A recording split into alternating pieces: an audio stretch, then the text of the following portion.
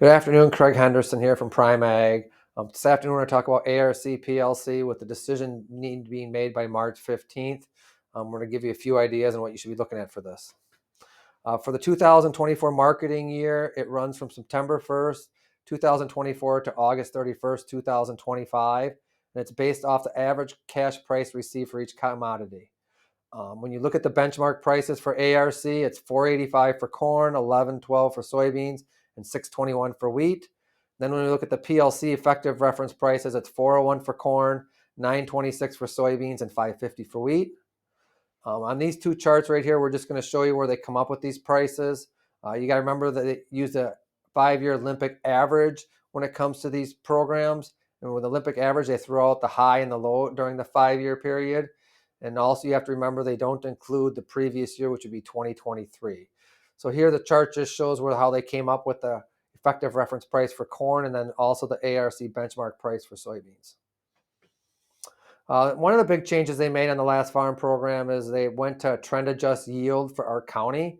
So when you look at this for Henry County, for each year you go back, they add 2.39 bushels per year times a number of years. So when you look at this chart in 2018, 6 years back, they averaged, they added 14 bushel of corn to the actual county yield, and that's how they come up with the benchmark yield. Right here is what we have as your calculation for Henry County. For 2024, your benchmark yield was 220.8 times the price, which was 485. So your county guarantee is 921.12.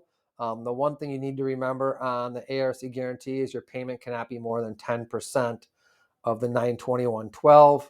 When you look at the county yield that I put in there of a 229, if we had a marketing year price of $4, this is just showing there's a PLC payment of $1 or ARC County of $4. The next chart we have here, I think, is a very interesting chart that you have. What this one does is it has your county yields, and then it has your benchmark yield, 95% of benchmark, 105 of benchmark, and 110. So for each one of these commodities I have, you look at the ARC trigger. So at your benchmark yield, the price of $4.17 would trigger a payment. And then if you looked at if we're at 110% of benchmark for the corn yield, the ARC trigger price would be $3.79. So this chart's a very nice chart because it shows you the different levels and what the price would be to have to trigger a payment.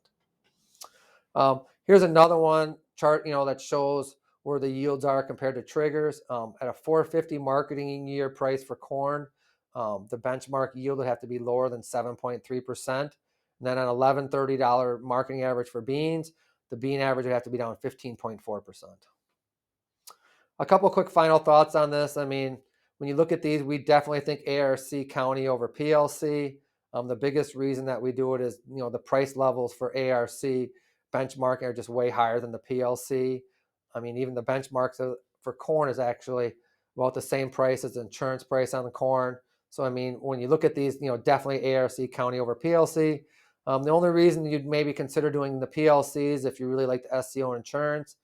And that really comes down to county from county of whether that's a good option or not. As of right now, we do not think SCO would be the way to go.